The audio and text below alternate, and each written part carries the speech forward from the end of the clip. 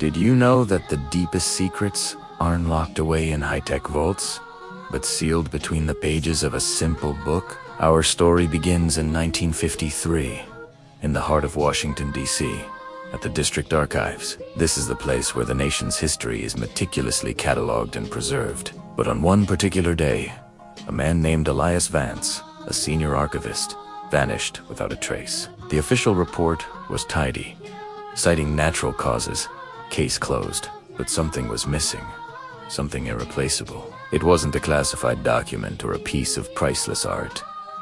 It was a blank, heavy ledger, bound in striking crimson leather, a book that, to anyone else, would seem utterly unremarkable. But to those in the know, it was everything. Fast forward 25 years to 1978. A shadow moves through the forgotten sublevels of the archives, a place where dust and forgotten history settle in equal measure. This is Agent Kincaid,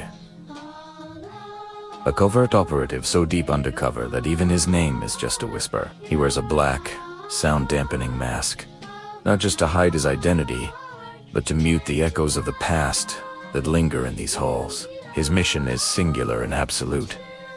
Find the missing crimson ledger. Kincaid isn't looking through the main records. He knows the real secrets are hidden in plain sight, tucked away in the personal effects of those who came before. He moves with a silent, practiced efficiency, his gloved hands gliding over shelves groaning under the weight of classified Senate hearings. Behind one of these shelves, he finds Idalus' panel, and behind that, Elias Vance's personal journal. Kincaid opens it, the old paper crackling in the silence.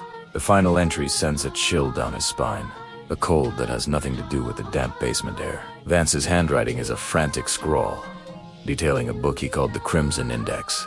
This wasn't just a ledger, it was a living log. Vance believed it documented every historical site that became truly haunted, every place where tragedy had left an indelible stain on reality. But more than that, the journal contained a set of precise coordinates leading to a place Vance ominously referred to as Archive Zero.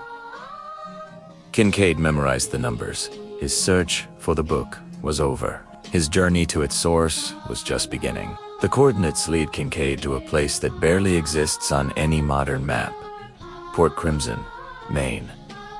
This town was a ghost long before Kincaid arrived. In 1899, it was a bustling fishing village, full of life and the scent of salt air. Then, a massive tidal wave, a wall of black water, rose from the Atlantic and consumed it entirely. The town vanished overnight. Now, over 70 years later, the place feels profoundly wrong. The coastal sand is perpetually damp, never seeming to absorb the constant drizzle that falls from a bruised-looking sky. The air itself seems to whisper, carrying fragments of sentences you can't quite understand. The voices of the drowned, perhaps. Only one structure survived the deluge: the old Black Rock lighthouse, standing defiant against the sea and time. This, Kincaid knew, was Archive Zero. He approached the weathered stone tower, the only sound, the cry of gulls and the relentless crashing of waves against the shore. The heavy wooden door creaked open under his touch, revealing an interior thick with dust and a sudden, shocking drop in temperature. The air was so cold it seemed to crystallize, each breath a cloud of white mist. The lighthouse's great lamp was broken, shattered decades ago. Yet the space wasn't entirely dark. In the periphery of his vision, Kincaid saw them, spectral silhouettes, flickering like old film. They were the drowned sailors and townsfolk from the 1899 disaster, their forms translucent and wavering. They were trapped here, constantly replaying their final, terrifying moments in an endless loop. This wasn't just a haunting. It was a security system. The tormented spirits of Port Crimson were the guardians of Archive Zero. Kincaid paid them no mind. He'd seen worse. His focus was absolute. He walked through the ghostly figures as if they were nothing more than mist, their silent screams and panicked motions not even registering. He found a spiral staircase, iron and rusted, leading down into the foundation of the lighthouse. He descended into the lowest chamber, the cold intensifying with every step. And there, at the bottom, he found Elias Vance. The archivist wasn't dead, not in any conventional sense. He was fused, biologically, to a heavy iron desk. His skin had become translucent and as thin as parchment, veins visible beneath like ink on a page. His eyes, wide and milky white, were fixed on a small, crimson leather-bound ledger open on the desk before him. His fingers were frozen, hovering stiffly just above the final entry, as if he'd been interrupted mid-sentence decades ago. The book, of course, was the Crimson Index. Kincaid stepped closer, his gaze falling upon the open page. The final handwritten words weren't a description of a haunted place or a ghostly encounter. It was a list of names and birth dates. Children, all born in the years 1977 and 1978. Kincaid's own time. A chilling realization dawned on him. These weren't victims of hauntings. Vance had labeled them the Watchers. They weren't spectral entities. They were living, breathing people, a cult, perhaps, seated across the country. Their purpose, as Vance described it, was simple and horrifying: to observe and document the next great historical horror, to be the audience for the world's next scream. Kincaid felt no shock, no fear.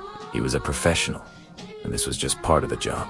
From his own satchel, he pulled out an identical crimson ledger, its pages clean and starkly white. He calmly ignored the grotesque figure of Vance, the man who had become one with his work in the most literal way imaginable. He placed the new, blank book on the small patch of empty desk space.